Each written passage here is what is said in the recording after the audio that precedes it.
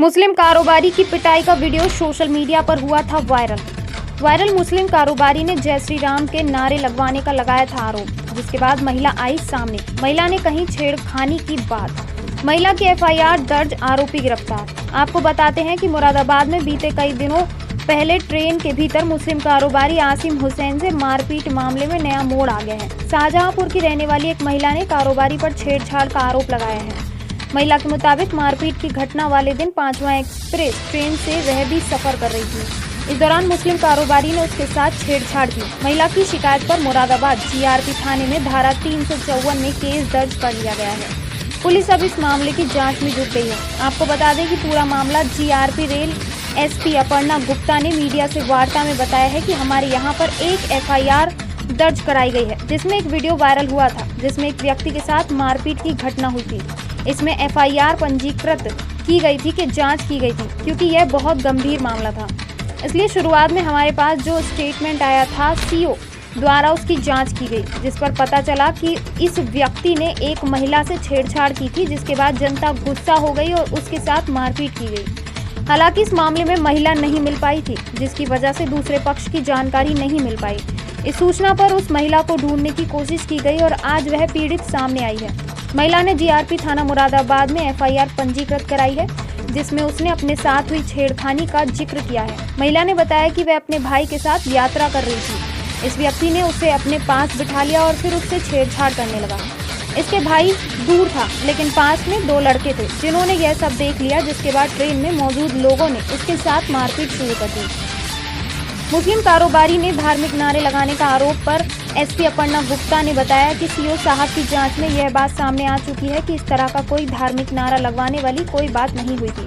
कुछ लोगों से पूछताछ की गई और पीड़ित से भी पूछताछ की गई, जिसमें उन्होंने जांच के बाद बताया है कि लगाए गए सभी आरोप झूठे हैं। एफआईआर हुई है, कोई मामला चल रहा था?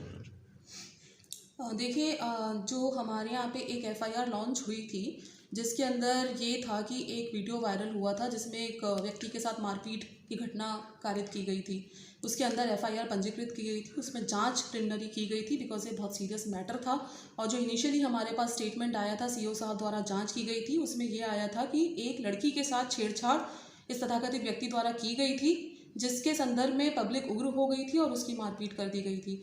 किंतु वह लड़की उस समय वहाँ पे उपलब्ध नहीं थी, उसकी जानकारी नहीं हो पाई थी। इस सूचना पर उस लड़की को ढूंढने का प्रयास हमारे द्वारा किया जा रहा था, कई टीमें इसमें लगी हुई थी और आज वह पीड़िता सामने आई है। उसने एक एफआईआर पंजीकृत कराई है जीआरपी थाना मुरादाबाद में, जिसमें उसने अपने साथ हुई छेड़छाड़ का जिक्र किया है कि कैसे वह ट्रैवल कर रही थी अपने भाई के साथ और यह व्यक्ति जो था यह उसको अपने पास उसने बिठा लिया था और उसके साथ छेड़छाड़ कर रहा था।